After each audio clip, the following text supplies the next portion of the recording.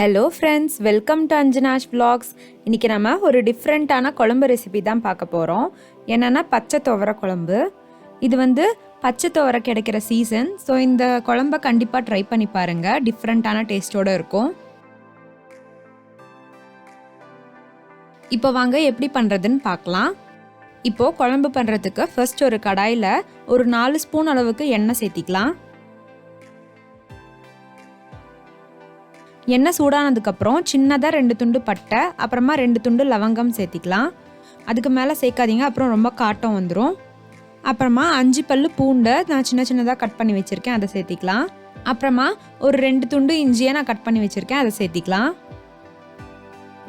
சேர்த்தி நல்லா கலந்து விட்டுக்கோங்க.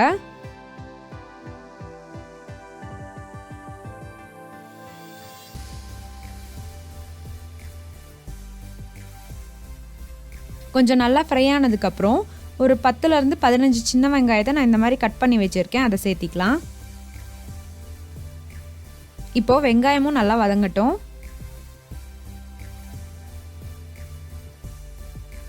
இப்போது வெங்காயம் நல்லா வதங்கினதுக்கப்புறம் ஒரு தக்காளியை நான் கட் பண்ணி வச்சுருக்கேன், அதை சேர்த்திக்கலாம். தக்காளியும் நல்லா மசிற அளவுக்கு வதக்கிக்கோங்க.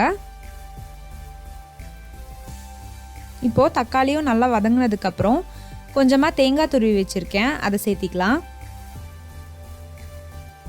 இப்போது எல்லாமே நல்லா கலந்து விட்டுட்டு ஸ்டவ் ஆஃப் பண்ணிவிடுங்க, ஆறட்டும்.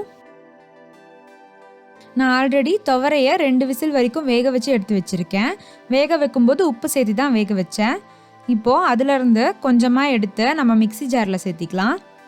ஆறுனதுக்கப்புறம் சேர்த்திக்கோங்க. அப்புறமா நம்ம வெங்காயம் தக்காளி வதக்கி வச்சுருந்தோம்ல, அது ஆறுனதுக்கப்புறம் அதையும் சேர்த்தி மிக்சியில் நல்லா தண்ணி விட்டு அரைச்சிக்கோங்க. இப்போது நெக்ஸ்ட்டு ஒரு கடாயில் அதே மாதிரி ஒரு 4 ஸ்பூன் அளவுக்கு எண்ணெய் சேர்த்திக்கலாம். எண்ணெய் சூடானதுக்கப்புறம் கொஞ்சமாக கடுகு சேர்த்திக்கோங்க.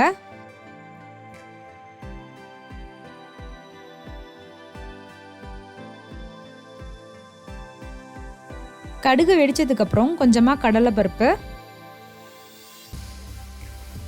அப்புறமா கொஞ்சமாக உளுத்தம் பருப்பு,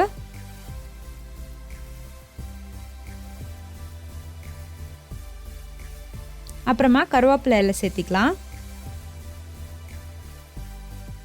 இப்போது கடலைப்பருப்பு நல்லா பொன்னிறமாக வந்ததுக்கப்புறம் நம்ம மிக்சியில் அரைச்சி வச்சுருந்தோம்ல விழுது, அதை சேர்த்திக்கலாம்.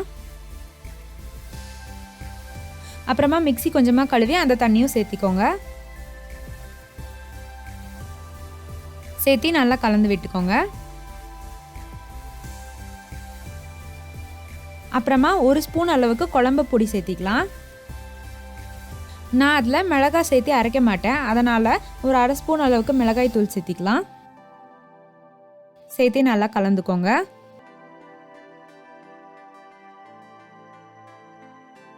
அப்புறமா நம்ம வேக வச்சு வச்சுருந்தோம்ல துவரை, அதை சேர்த்திக்கலாம்.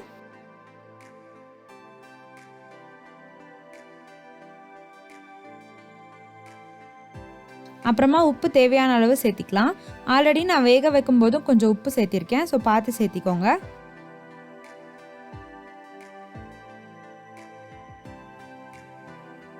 இப்போது நெக்ஸ்ட்டு கொஞ்சமாக கொதி வந்ததுக்கப்புறம் ஒரு எலுமிச்சம்பழம் சைஸ் அளவுக்கு புளியை நான் இந்த மாதிரி கரைச்சி வச்சுருக்கேன். அதில் பாதி அளவுக்கு ஃபஸ்ட்டு சேர்த்திக்கோங்க. அப்புறமா புளிப்பு எவ்வளோ தேவைப்படுதோ அதுக்கேற்ற மாதிரி பார்த்து சேர்த்திக்கோங்க. சேர்த்தி நல்லா கலந்துக்கலாம்.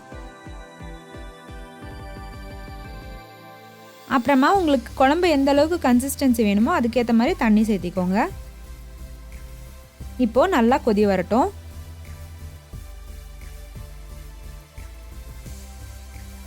இப்போ பாருங்கள், குழம்பெல்லாம் நல்லா கொதி வந்துருச்சு.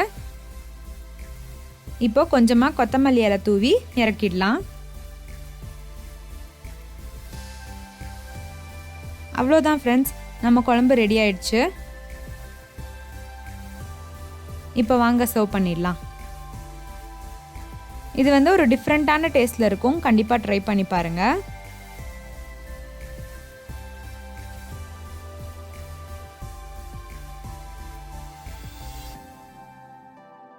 இந்த வீடியோ உங்களுக்கு பிடிச்சிருந்தது அப்படின்னா எங்கள் சேனலை மறக்காமல் சப்ஸ்கிரைப் பண்ணிவிட்டு கூடவே இந்த பெல் பட்டனையும் கிளிக் பண்ணிவிடுங்க. Thank you friends.